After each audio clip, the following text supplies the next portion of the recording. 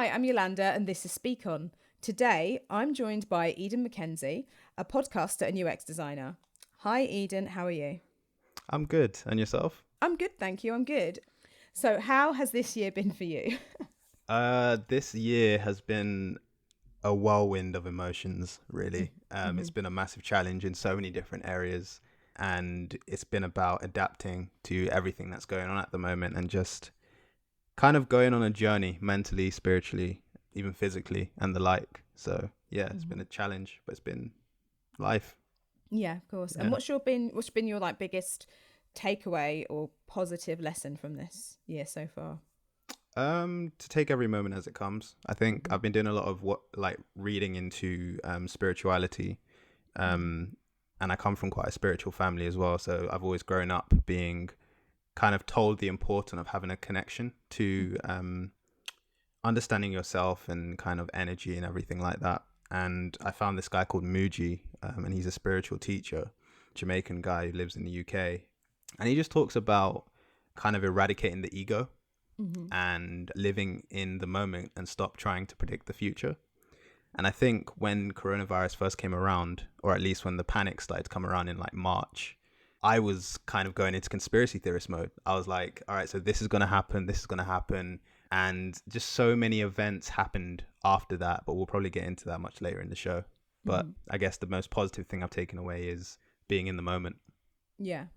It's definitely a good one to take away. I remember at the beginning of this because I run businesses, and so of course there was like a this really real panic because I had to cancel every single business plan I had this year. And Wow. I spoke to one of my friends who used to be in the military, and his life, he's an adventurer, so his life is very, very different from ours. I called him and he was literally like up a mountain somewhere, and I was like, okay, As you do. I'm going exactly. I was like, I think I'm going to freak out slightly. So I need some advice because he's brilliant with always kind of helping like steer me in a good direction. And he said, no plan survives contact. So you just have to let the shit hit the fan and then work it out. He was like, you can't panic and you Yeah. can't try to predict. He was like, let stuff happen and then just try to be agile and pivot. That is the best you can do. And it Mm. was great advice because as soon as I talked to him, because he has this very calm way of speaking anyway, I felt instantly relaxed. And I was like, yeah, there's nothing. I have no control over this. I Yeah. just have to see how I can roll with the punches and hope for the best, essentially. Yeah. I think that's very important. I think understanding A, you don't have control, and B, that trying to control things is only going to lead in your own kind of hysteria is really important to kind of realize. I found that me personally, I was trying to control way too many things in my life. Um, and whether that was like career wise, whether it was me trying to figure out what's happening with the world at the moment, or even in my interpersonal relationships, we almost get stuck in these filters that we create in our heads about the way things are supposed to look, the way things are supposed to go, and if they don't go that way, you kind of panic. But I think that's good. I think contact, changing everything. It's true. It does. Yeah, it really does, doesn't it? Because Yeah. he was like, in the military we plan as much as we can, but we really kind of plan to be agile and we Yeah. plan to be reactive. And he was like, that's what you have to do, and that's definitely something I've definitely taken away, and I feel like I've got better at Yeah. with over the years. Yeah. And yeah, this year as the months have gone on, it's definitely kind of been a combination of sometimes there's panic, sometimes I'm relaxed, but on the whole, definitely way more relaxed kind of space, which is better for my mental health as well. Yeah. Yeah. Yeah. I think when we kind of take a moment to actually just sit in the moment, that's when we realize how much we run around in hysteria. Mm-hmm. And we kind of watch ourselves, or at least I do in my head, and I think to myself, why was I panicking about this? Mm. Because the thing that we're worried about hasn't happened yet.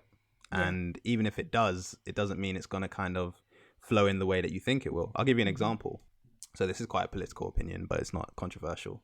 Yeah. So last year, I really didn't want Boris Johnson to become prime minister. I I really did mean, not want that to happen. same. Yeah. And I remember it was a late evening on the day of the election, and it was kind of, I don't know if you remember that day, but everyone was kind of like, Labour is going to do this, Labour's going to do that, it won't be a majority government, all of these types of things. That was a speculation. And I just went to the theatre with one of my close friends because I bought him tickets to go see that Harry Potter the Cursed Child play, Yeah. and just went in there watching it anxious about what was going on in the political world, to the point where I wouldn't be able to tell you what happened in the theatre. Oh, that's a shame. I know. And obviously came out to the news of Boris winning, and it was a majority and all these types of things. And obviously being from West Indian descent, that is like a punch in the gut, especially with Windrush and everything. So yeah, I didn't get to enjoy it, and that moment was taken away from me because my mind was in a future that I kind of was fearing. And now look at it now. It didn't go how I expected it to go. Coronavirus has happened now. Boris is stumbling about, and there are some things I was afraid of that haven't happened yet. So I guess what I've taken away from that is you never know, really. Yeah. You really don't, do you? And No. how do you away from this year, how do you maintain your mental health, especially when you're working in tech and in the online space? So me personally, what I do, so I'm in therapy at the moment, and I've been doing therapy for about, I'd say probably, I've had about 3 different therapists, and I would say probably spanning on to 2 years or so. But this therapist I have now is the longest one I've had. And for me, it's quite helpful. So I go weekly, and I journal my thoughts as well, just to make the sessions more proactive and kind of discuss my thinking and approach to certain ideas and fears.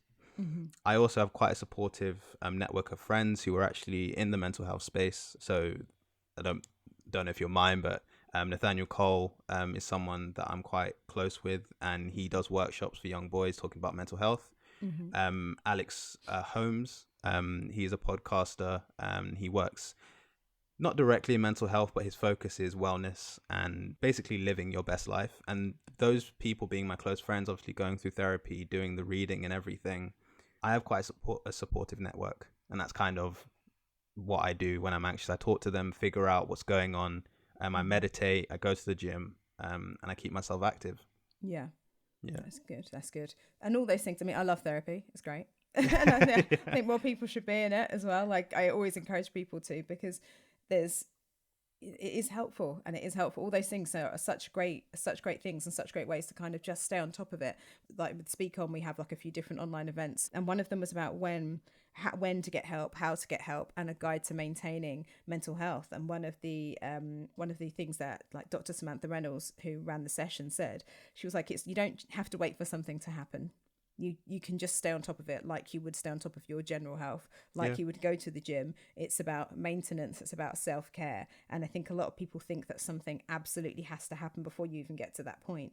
And it's actually really good just to take care of it, because it's a part of nourishing yourself, isn't it? Yeah, that's true. And I remember I had a conversation with my dad, and my dad, like I said, is quite a spiritual person, which can be annoying sometimes, because I remember there was an instance where we went for a walk, and there was something in one of the bushes near us, like an animal or something. And he wanted to kind of walk in direction of where the bush was. And I was like, Dad, don't go there. There's like something clearly in the bush. And he was like, there's more things to fear in the mind than there is in like the outside world. Which I know sounds like really inspirational, but imagine that's your everyday conversation with your dad. It can get a bit like exhausting. But he's right, which I hate to say, but he is right. There are things that we should fear more inside of us than out in the outside world. Not to say there aren't things that can't harm us in the outside world, but that sometimes we give agency to things that haven't even been given the opportunity to hurt us yet. So yeah, it was an important lesson that I learned. Yeah, definitely. Like, your dad sounds great. Definitely. If he wants to go for a walk sometime and just impart some wisdom on me, I'm really here for it. It's like, my dad's really similar as well. I speak to my dad about, like, I'm lucky I have 4 parents. I have all the step parents. Wow. And yeah, so it's really cool. And I speak to a parent every day, but in particular, my bio dad, I like to call him, bio dad is like my best friend. And I speak to him about everything because he's so wise. I mean, I won't tell him that. I don't want to give him a big head. But he's really, really wise. So in between conversations where he's telling me what new colour Crocs he's going to buy, because he legit loves them, by the way, he is imparting all the wisdom. So he's actually really definitely a part. You talked about the importance of like support networks. I would definitely say that's definitely a part of my support network. People you can really talk things through with, especially during a really tricky year like this, when so much is happening to us and around us and to the world, it's been a lot to deal with. So how have you stayed on top of your mental health, like in this year with recent goings on? To be completely honest, I haven't. I know I'm saying I've got all of these kind of these support networks and everything, but the reason that they're there to begin with is because it can be quite sporadic. I'm a perfectionist to the point where sometimes it can be anxiety or just general fear that stops me from doing things because I have this idea of what the perfect thing looks like. So in terms of staying on top of it, I haven't really, if I'm being completely honest. It's been a constant journey, sometimes setbacks, but there has been progression in terms of how I see the setbacks. And I think that's very important. Sometimes we may fail and feel like it's a failure when it comes to mental health. But I look at it as similar as when you stop going to the gym for a bit and then you try to lift the same weight that you were lifting before, and then your back's suddenly like, nah, this isn't happening. That's kind of the attitude that I see. But yeah, I don't think I have. I think I make myself quite busy. I have 2 podcasts. I freelance in UX design. I work a 9 to 5, and I also do other things outside of that as well. So I'm quite busy, and it's about saying no to things is my problem, really. Yeah. It's kind of like you have to kind of find that balance, I guess. But I suppose it's a bit difficult, again, like you were saying, in this year, I've been doing things as well, keeping myself busy. And I'm like, am I just doing it because I'm a little bit bored, obviously, because you can't go out and do all the same things you want to do. So yeah, might as well fill your time up with something. Otherwise, it's just hanging out with Netflix all the time. Yeah. Or, or is some of it a distraction as well? And I think it's a really good point you've made there, because there's lots of things that I do to maintain my mental health. But during this time, it's actually some of those are taken away. For a while, gyms were taken away. For a while, doing things like hanging out with my friends and going to concerts, like gigs, music, that kind of thing, comedy. All these things have been kind of taken away. And they're things that were pillars that were helping to maintain and cradle my mental health, essentially. And so it's definitely been like a bit of a journey. And I've actually, like the other day, I had something and I was like, no, do you know what? No, I've had enough, and had to call a therapist. And I was like, that's it, I'm back in therapy now, because I just needed to absolutely go back. I think under normal circumstances, something like that wouldn't have that thing that happened wouldn't have been an issue. But now I was like, no, this has become a huge issue now. I was like, that's it, I need to go. But I think it's a good thing, you made that kind of comparison there with the gym. You go to pick up the weight again, and then it's like, oh great, so back to 30 kilograms then, not 50. I'm not as strong as I think I am, or I don't have that same kind of, you don't have that same, I suppose, mechanism or strategy anymore. But yeah, that's good. Do you talk, you talk openly about your mental health. Like, do you find since you started doing that, more people are opening up to you, in particular men? 100% actually. So my thing is, I'm always quite open about how I'm feeling. And that's something that I've just done naturally. And people have always said to me that they find it quite comforting on social media, like my Instagram page, or maybe on my podcast. Like, so the music podcast that I do, at the beginning, we always talk about how our week is and how we are. And I'm always quite honest. And I know from like a podcast point of view, you're listening to a podcast to escape your woes. But I always try to make it my mission to let people know how I'm genuinely feeling, because I think it's quite important, because it is some form of a relationship with other people online who follow you. You should have boundaries, but at the same time, let people know how you're feeling, because I think the internet is a place where there's a lot of glitz and glamour, and everyone kind of looks perfect. Everyone's airbrushed. No one has any issues. You never see anyone complaining about anything on Instagram. Whereas when you come to my page or interact with me socially, I'm very different, or at least I try to be intentionally. I say to people when I'm having a bad day, for example, I spoke about how I think I have SAD, which is seasonal affective disorder. And how I've recently bought a sad lamp. It's actually on right now. That's probably what you can see. But that is to let people know that there are some mental health things that aren't really spoken about. There are some things, like, I've got a friend who suffers from BPD, which is bipolar. No, it's borderline personality disorder. Yeah, that's it. Thank you. No worries. And he always talks about invisible mental health issues, and how there are some mental health issues that are kind of glamorized. like the likes of anxiety and depression, Yeah. which are quite common. They're very common mental health issues, and they are things that should be taken seriously.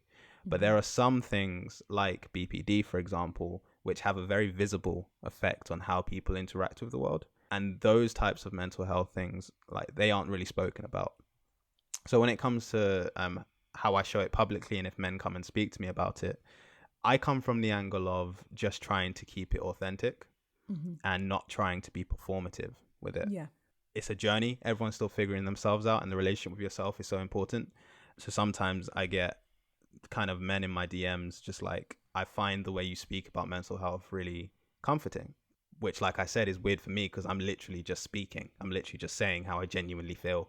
But yeah, to answer your question, I do get men.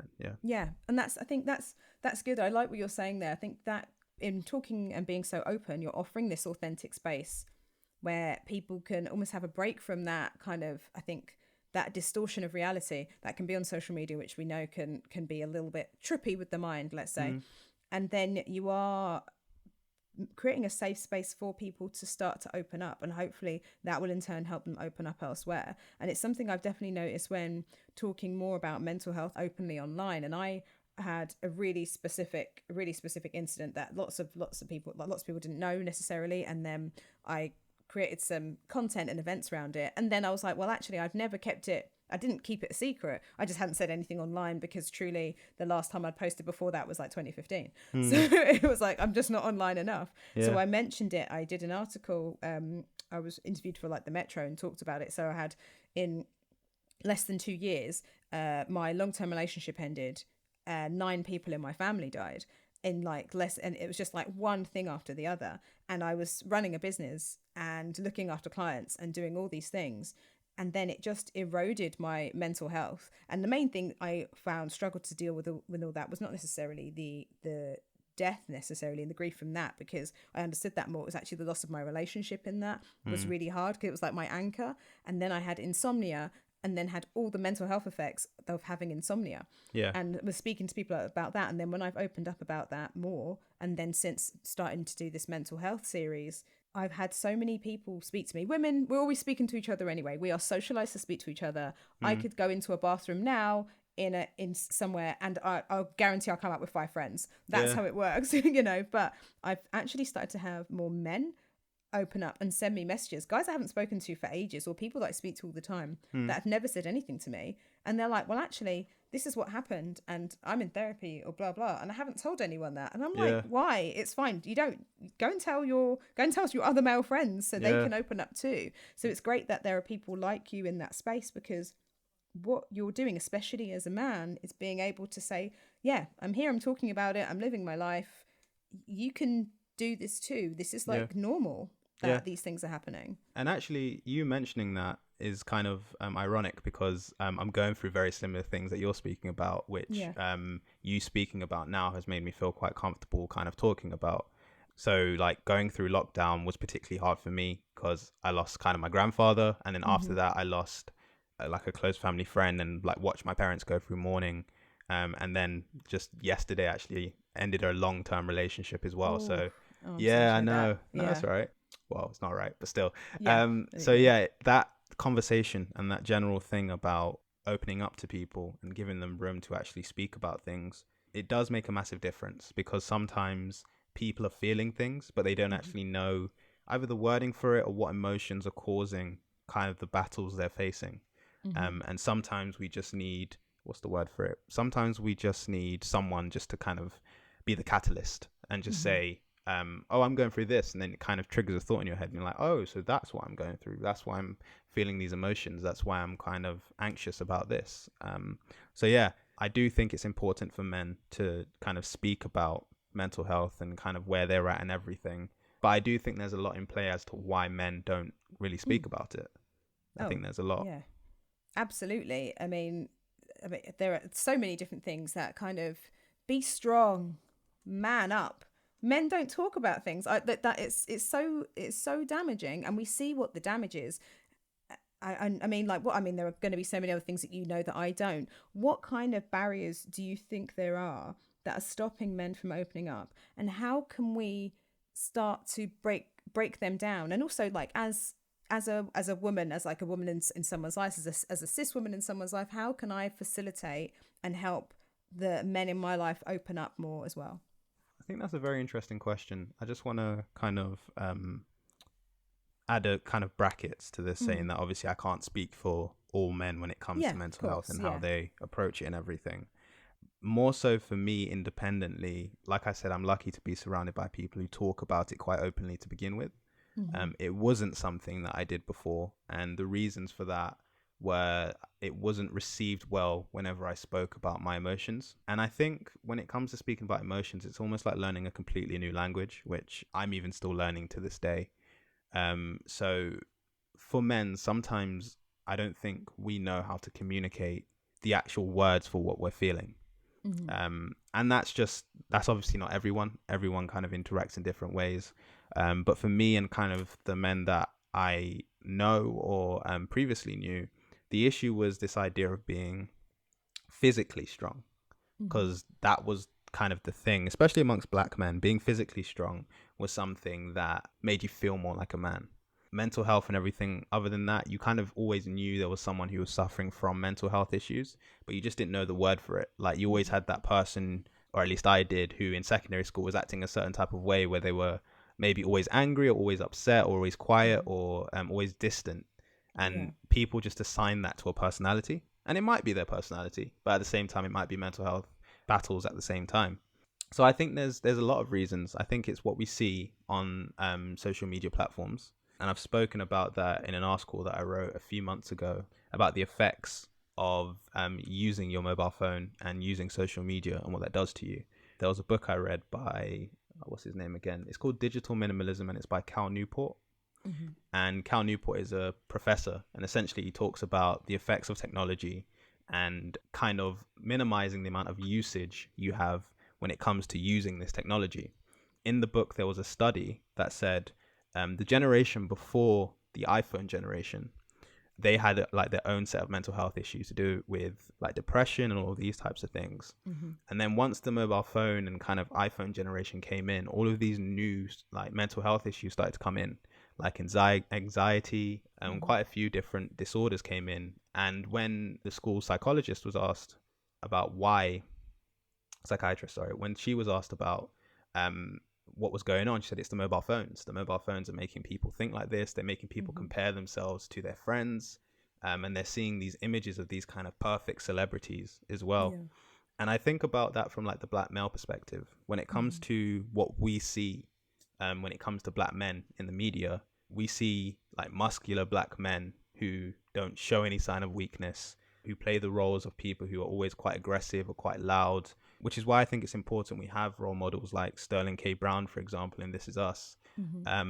And we have shows that depict kind of black men being emotional, being upset, being in loving relationships, being fathers. Like Uncle Phil, for example, was a massive father to a lot of people.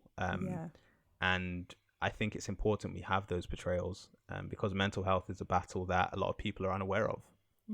Yeah, and I think everything you said there is so spot on, and I really like what you said there at the end. It's a battle that some people aren't aware of, and also a battle that so many people are going through. They just, like you were saying, don't know the language. They can't find the language. If they can't, and so they were like, I'm just really angry. They don't know why. They're not going to think anything of it. So then what happens with that anger? Does it just internalize, and does it become something else? Does it metastasize? Does it become something kind of worse? And I think that having these kind of conversations just openly, and it also certainly kind of increasing the portrayal of mental health issues in media and TV shows, film, etc., is really helpful to facilitate these conversations. Because when I was talking to one of my clients about when I was in deep insomnia.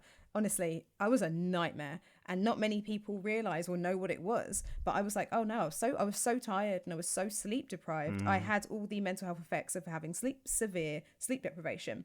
I was sleeping like 3 hours out of a day. And it went on. I had insomnia in the end, and I kind of counted it up. And there were times when sometimes just sheer exhaustion would get me through a night or a week or whatever, and I'd sleep okay for that week. But on the whole, I had it for like 3 years. Wow. I was fully mad at one point. I tell you, I was 3 years. That's 3 years crazy. on and off. Yeah, my Jesus. sister's a clinical psychologist, so it was great to have someone to talk to and understood what was happening. And So it was she just was kind just of there like with a bouts of notebook. insomnia. Oh yeah, she Just kind of watching made you. me understand it, and I went to therapy fairly quickly as well, which is good. But I found it impossible, and I couldn't remember things. Obviously, I was really tired, so I was really cranky. And my worst thing I would do was repeat something I just said because I don't remember I just said it. Oh my God, that must be so annoying for you. Oh, do you know? Well, things I didn't know I did it. It was other people. It was everyone else Yeah. that had to deal with that bit. And then also really bad like dizzy spells and stuff as well. So I'd Oh. stand there and I'd be fine, and I'd have to just stop and stand still, and I'd be on the street and I could be walking with my friends, and they'd be like, "What's going on?" And I was like, "Oh no, I'm fine now." And it just had to have a second, because if I would have moved another step, I would have just yeah. dropped down on the ground. So having all that stuff was insane, and I didn't kind of initially. I was like, I don't know what is happening to me, and my sister was like, "This is the mental health effects. These are physical, Yeah. physiological effects, and this insomnia is a mental health effect of grief. This is what's happening to you, and these are the physiological effects of it." And I was like, oh, I didn't realize this. And it was when other people started talking about it, and when I mentioned it, and a few of my friends were like, "Oh yeah, oh mate, I had insomnia years ago. This is what I did." And I was like, really? And so opening up that conversation really helped me to embrace the help that I was getting, and it helped me open up and talk about it. Whereas I talk about it openly, I make jokes. I mean, I can now make a lot of jokes about people dying, because me and my family can now. 9 people died. We can make all the jokes we want. So I'm sorry to hear that. I mean, it's sad. I mean, I have a very healthy, good way of looking at that now. But that couldn't have come without therapy. Yeah. And that couldn't have come without help. And that's why I'd like to encourage people to have more of these conversations. Yeah. And so do you, in a question I asked before, have you noticed like the uptake of like people opening up to you because you're more open? So have you seen that uptake include a lot more Black men, or have you seen more conversations amongst Black men about their mental health? And is it something that you would say do you actively encourage that Black men have more of these conversations, especially as we're 17 times more likely to have a mental health issue because of that fun thing called racism? So so to answer your question, I do see Black men have the conversation, but the one thing I'm always afraid of is the fact that it's again the visible kind of the invisible mental health issues that everyone seems to be talking about. So everyone seems to be talking about depression, anxiety, and the like, but no one that I have seen, because I am aware there are events dedicated to Black men talking about mental health, but I haven't seen anyone kind of speak about PTSD. And I know that's something that Black men suffer from quite a lot as well, because of what we experience. And you can have PTSD from racism and the effects of society as well. So I do see them talk about it. I do kind of hear the conversations. I have had the conversations with a lot of Black men as well.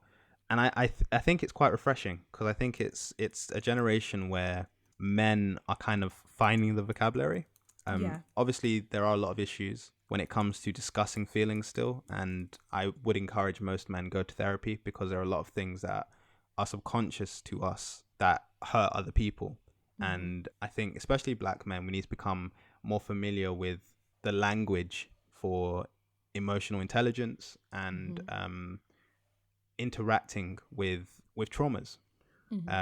So I do see it as a conversation that people are having, and going forward, I hope that it's something that Black men kind of invest into more. And the way I see therapy is, although it is quite expensive, so when I did say that people should go to therapy, obviously the costs are important. You can do it bi-weekly, just to let everyone know. But I always look at therapy as an investment. So it's very similar to me putting money into buying gold or buying Bitcoin, for example. There's no point me continuing life in a depressed state and pretending everything's okay just to save £60 a week or something like that. To me personally, it makes more sense to invest in that person to speak to about things that either don't make sense to me or I'm struggling with. And I think that's the stage Black men are at the moment. You've got the likes of Black Mind Matters, I think it's called, and they were giving out free therapy to Black men and women. I think more Black women took that up, actually, because I did see a drive for Black men to kind of approach them. But I think in some cultures, there's this fear of therapy. And I think a lot of us kind of search for safety in our communities. There's always this fear about the institution. Yeah. And a lot more Black men are put in the institution as a result of having mental health episodes or suffering from some of the issues they're going through and not being able to communicate properly about it. And obviously being Black men and kind of society fearing us just by being Black, we're automatically seen as a threat when the threat is the thing going on within us. It's our actual mental health that's causing the threat. Yeah. So I do see the conversation. I wanted to answer. I did answer your question just now, didn't I? Yeah, you did. And so the bit that was missed out before was like, how can we help? How as a woman can I help men have these conversations? How do we support? How do we support these things? Yeah. Yeah. So the way that I would advise most, I'm guessing you're saying Black women. I mean, I think just women generally, because obviously there are people in interracial relationships. So it's just how can women help men? How can women help Black men? How can we help this? Like, how can we? Okay. Yeah. First and foremost, I would say kind of have a conversation with someone and see what point they're at, because not everyone's at the point of trying to figure out their pain. And what I see a lot of the time is Black men are suffering, and it's almost like people are trying to usher them into therapy. And that can be very destructive for their journey. And sometimes it's going to sound harsh, but sometimes we need to let people realize they need the help before we try to push them towards it, because you could be making their journey into therapy much longer. Yeah. I know people who've had quite traumatic experiences in mental health institutions, and I've heard like firsthand what happens when people go to mental health institutions as well. And it's still the system of racism. I usually advise people to go to Black therapists if they are Black personally, although I've heard and spoken to people who are Black and who have white therapists for their own personal reasons. But in terms of how to approach Black men, how to interact with Black men to do with mental health, I think it's always just from the position of conversation. That's the best way, I would say. So questions about how they are today, and if you notice they're skipping the question, kind of try and talk to them about why. And I know it sounds quite simple, or it might be something that people have tried before, but a simple question of like, how are you feeling today? Or what's going on? Like, what's happening at the moment? What's something that's exciting you? Like, if you use words that include emotion as well, just see how they react to it. And I think as men, we need to get rid of this whole talking about emotions is like moist, or it's like something that we shouldn't do, or all of these types of things, because it's destroying any opportunity for feeling. And that's quite scary as a Black man when you talk to Black men and they seem quite numb. And I've seen a lot of men like that. Yeah. So yeah. That's a really good point. Opening up those kind of, because facilitating and paving the way for them to open up more. And actually, I have a friend that he suffers from depression and a few other things, and we have a lot of conversations. I've known him for maybe about 15 years, and we have a lot of conversations about our feelings, like literally kind of late at night on the phone, like how have you been feeling, what's been going on, and we have really in-depth conversations about every aspect of our lives. And one of the things that when he wasn't really quite there and ready for therapy was finding some really good, at the time it'll be things online which have little tips and everything else, but now it's kind of, there are some Instagram accounts run by therapists where they have these great little kind of explainer cards that give you the right language for feelings and anything that I feel like he might identify with, then sending that through. And then he was like, no, this is how I'm feeling, actually, these are the correct words. And then when he did go to therapy, it gave him, he had these things that he could say, this explains how I feel, and that stopped him being so frightened to go to therapy, because he had this real thing about thinking he was going to waste people's time because he couldn't articulate how he was feeling. I mean, just to give you an example, when I joined the interview, the first thing you asked me is, how am I? And my automatic response was, I'm good. But as I've explained, like mentally, I'm going through the motions at the moment. And I think there is this kind of fear of being seen as kind of weak and not really kind of making the other person feel more comfortable.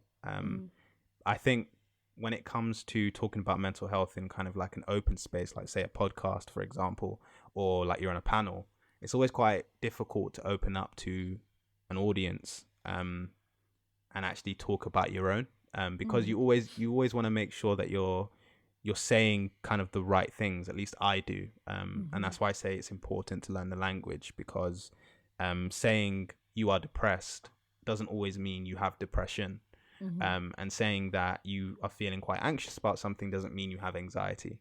And I think those are quite important points to make, because sometimes people are afraid to say how they're feeling because they feel like they're not qualified. And you are the only person that's ever going to be qualified in how you feel. But like learning any new language, it's about doing the work and figuring out how to say it. Absolutely. I think I there are when they're doing these events, we have separate chats with people beforehand to say, you can obviously open up as much as you feel comfortable, but please don't be too frightened or scared to open up, because it genuinely, the feedback we're getting is like, oh, it is really helpful to hear someone say this, because this is how I feel too. And we're signposting as much as possible as well to drive people to places where they can get help as well. So I think it's great to have to continue to have these conversations. You touched on earlier, is it digital minimalism? I think that's what you said. So do you think there is a direct relationship with social media, the use of tech, and its effect on our mental health? Oh yeah, 100%. I do. I think we're in a culture which is quite reliant on how society sees us, and we become addicted to ideas of perfection through social media. So there's something on social media called doom scrolling, and doom scrolling is literally looking for bad news constantly through your news feed or your timeline on Twitter. And during like the George Floyd and Breonna Taylor and Tony McDade and all of the kind of like murders at police hands situation, for me personally, using technology was quite a traumatic experience. It was just seeing visuals of Black people being murdered, like state violence against Black people, and then kind of the responses and I kind of feel like lazy responses from organizations and allies. I really hate that word, by the way. And people who like to kind of signpost the fact that they're against racism, but at the same time they put a black square, a white square, whatever color the square was, on their Instagram page, and that's the only thing they've done since. So I think Instagram is a place where people try to be quite performative in both their activism, but also in terms of their mental health and their mental state. Twitter is a place where I think it's changing. I think a lot of us are being ushered and separated into so many different groups, and you see this conversation about left versus right versus center, and then you've got kind of factions of people on Black Twitter and like nerd Twitter and all these types of things, very similar to Reddit, for example. And I think assigning yourself to a certain school of thought is potentially dangerous for your mental health, because you are constantly trying to chase the ideals and fight battles and kind of having conversations within an echo chamber of people that have similar thoughts, similar ways of dressing, similar ways of kind of engaging. That can be quite depressing when you actually step outside and see the real world is completely different. But I say that to say echo chambers can be quite healthy for your mental health as well. Because obviously being a Black person, when you go out into the real world, it's quite violent. And it's violent through the small things. Maybe it's from a look, maybe it's from a barge, maybe it's from people not acknowledging your existence. And then when you log on to, say, a social media platform and you see people who look like you, people who share your experiences and all of these types of things, it feels quite reassuring. And that's always my argument against why I wouldn't stop using social media, especially during coronavirus and everything, because I feel like I have a community. And I actually see that community as well. But I do think social media and what it's aimed to do, and that's capture our attention, is very dangerous for our mental health. There are times where my screen time, which is the amount of time you spend on your phone, has been about 11 hours. And that's just been from lying in bed, scrolling and looking for negative things constantly. So what digital minimalism is, if you've heard of minimalism, it's the idea of minimizing your consumption of products and kind of things you buy and engage with to make yourself feel good. So digital minimalism is the digital format of that. And so if you decide to stop using certain apps on your phone for a bit, or if you try to put your phone in locations that mean you won't use it as much, you will notice, or at least I did when I did it, that you don't yearn for that kind of shot of dopamine as much anymore.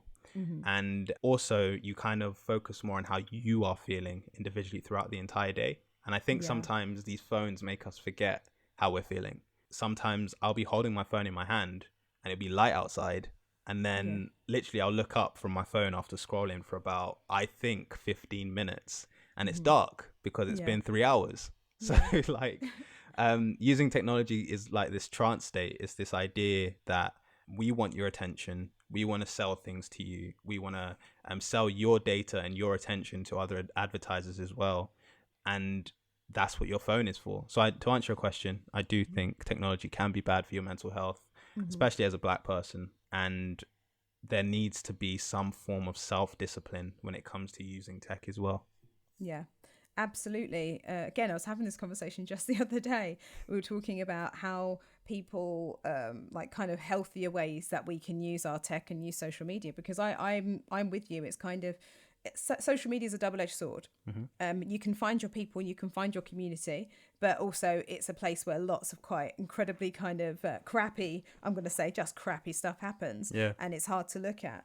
And I working in like media, working in digital media for a really long time. There was a really long time, like I said, I didn't post. There was like, I went for like maybe about 4 years without posting anything onto Instagram, because I just didn't care about it. I don't care about it. But then I was mindful of it because I had to work on it for other brands. And so I was on it for them. Then I kind of was like, that's it. I don't want to look at it. The rest of the time I kind of backed away from it. I'd go on really rarely to speak to different people, speak to family, check something apart from that. And now I'm kind of definitely more on it, and especially during lockdown as well. Bloody hell, am I on it? My screen time is so high compared to usual. I'm kind of like, I'm more of a chatter on the phone, and so and WhatsApp occasionally, and that's all I really use my phone for. I don't use it for anything else. Whereas now it is literally like screaming at me because I'm using it too much. But with what I've said to people before when they're worried about social media use and consumption, is I have, and my dad has this as well, we have separate accounts for things. So I have like my general account, which is, this is me, this is who I am, like occasionally I'm going to post stuff, and it's where I have friends, family, etc. But when I just can't be bothered with it, I have separate accounts for really specific things. And I started separating it down maybe about a year ago, and just thinking, okay, I really like food. I really like looking at videos of food. I like looking at pictures of food. I like recipes. So I created one that just has food, and one that just has fashion, and another one that just has photography. And so when I don't want to look at anything else, all the notifications are off, and I'll just go on. And honestly, especially during everything that's happened with BLM, I just spent like all my time going through food Instagram. And just looking at beautiful pictures of cakes. It was glorious.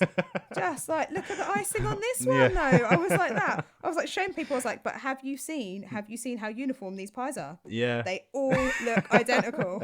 But then that was so much better for my mental health to kind of disengage from that, being in that constantly negative space. And it's something I'll definitely encourage people to do more if they can. To kind of, just have one. If you just like ASMR, just have an account that's private, no one follows you, and just look at ASMR videos. Just if you feel like you're going to pick up your phone anyway, because I think not everyone knows, they'll put it down, then pick it up again 30 seconds later, or that you'll look at something on your laptop and then you pick up your smaller computer to do the same thing.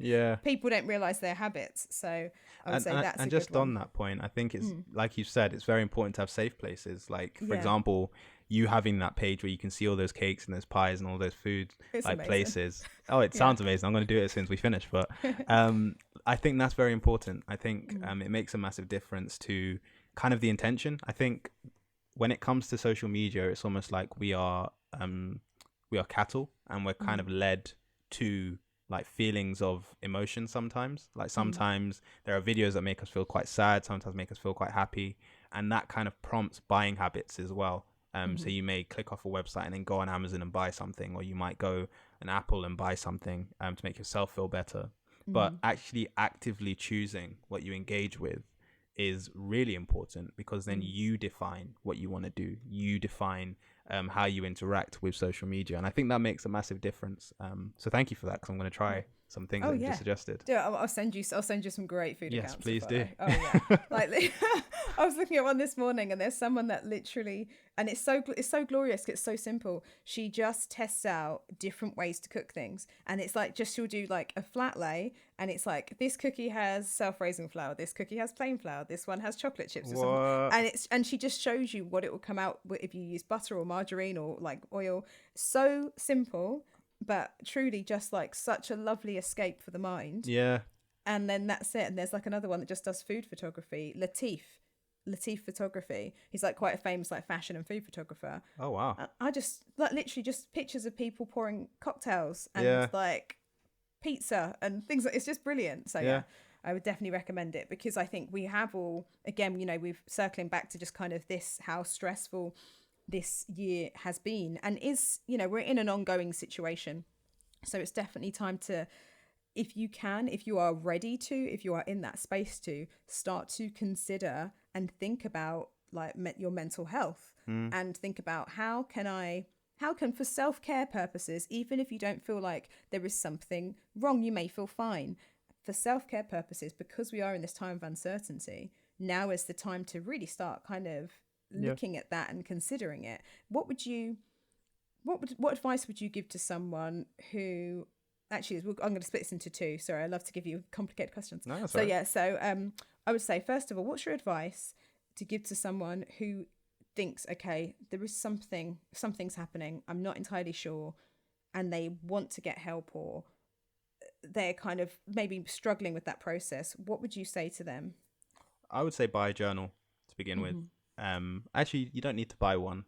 It really depends what type of person you are. If you enjoy writing down things, which I know is a very millennial thing to say, but if you actually enjoy writing things down, then get a journal and just start from your thought. Like the first thing that comes to mind, just write it down and go from that thought and just explore it much deeper and deeper until you can't write anymore. Journaling is something that has been around for years, and it's been used by a lot of highly successful people, but at the same time, a lot of motivational and inspirational people as well.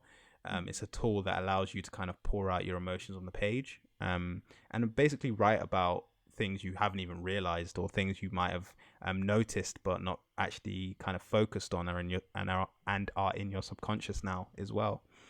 So I would say start with a journal of some kind. I know there's some online ones you can do, so maybe open a Google document and just type something out and how you're feeling.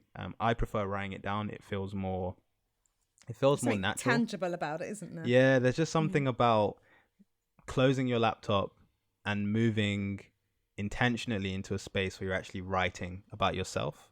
It feels like self-care in itself. So I would say buy a journal and kind of engage with your thoughts on a more focused type of way, because just thinking about things, sometimes you don't give yourself the time to actually investigate your feelings.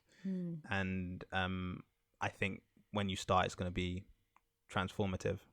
Yeah, that's such good advice. And it's kind of almost having a conversation with yourself, isn't it? Yeah. Asking yourself those things like, what is it that's really going on inside me? And then once that pen starts flowing, I'm sure that people will be surprised with what comes out as well. Yeah. And that could be such a great way to, if you do feel like, okay, I need something, I need support, I need help, that then you have it written down, you have something to show people and something to help you articulate what's been going on inside too. Yeah. And also, when you kind of scroll through your journal, you'll probably go to different days and see that there are common words that you've written throughout the entire week or the entire month. And you'll kind of start to realize, oh, so maybe this person is the reason for maybe me being upset, or me being angry, or me being anxious. Or maybe like I keep writing the word anxious. Do I have anxiety? Should I investigate that?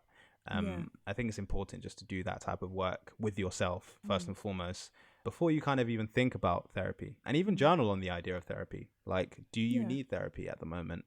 Because I think sometimes when it comes to engaging with mental health, all of our thoughts and kind of solutions to how we want to fix something come at once. So we think, okay, so there's therapy, there is journaling, there's going to the gym, there's all these things, and we try to do them all at once. Whereas sometimes it's easier just to focus on one thing at a time. So just literally, if you feel like it, write down your ideas of what you want to do to help fix your situation, and see what is the most comfortable thing for you right now. Because what you'll do is you'll create a completely new monster with all of these thoughts at once. Yeah, definitely. And then I'd say, to finish off, what advice would you give to somebody who they're feeling fine, but they just want to kind of maintain, or kind of just, like, I suppose not even stay ahead of, they just want to make sure they're just taking care of their mental health and kind of taking those steps to start that journey? What would you say to them? I would be quite controversial and say stop trying to control things. Yeah. Because this idea of maintaining is a very hands-on type of thing, and when it comes to mental health, we don't always have the opportunity to actually grab onto anything.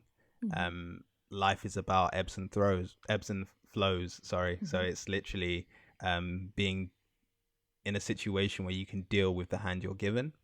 And sometimes like, just to be kind of spiritual, because obviously dad influence, there are things that just need to happen in your life sometimes, and give you the opportunity to grow from. So I would say stop trying to control and maintain, and rather just be and just exist. Yeah. Brilliant. Well, thank you so much for joining me, Eden. I hope that, like, we can definitely reconnect again and do more and talk about, just, there's so much more stuff to talk about, being Black in tech, just tech, like, you know, kind of what tech's going to do to the future of the world. There are so many different things to discuss, and I hope we really get a chance to speak to each other again. Thank you.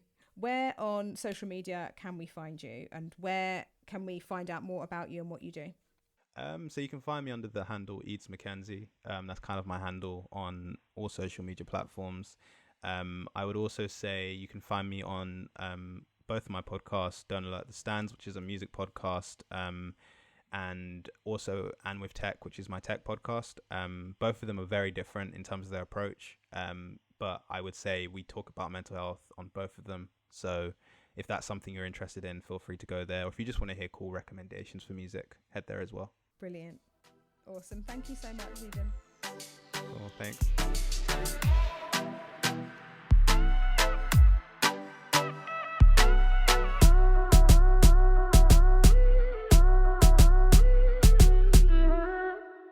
Thank you for listening to Speak On. Make sure you like, subscribe, and share with your friends, family, co-workers, strangers in the street. To find out more about us, including our upcoming events, head over to Instagram, instagram.com/speakon_. Bye!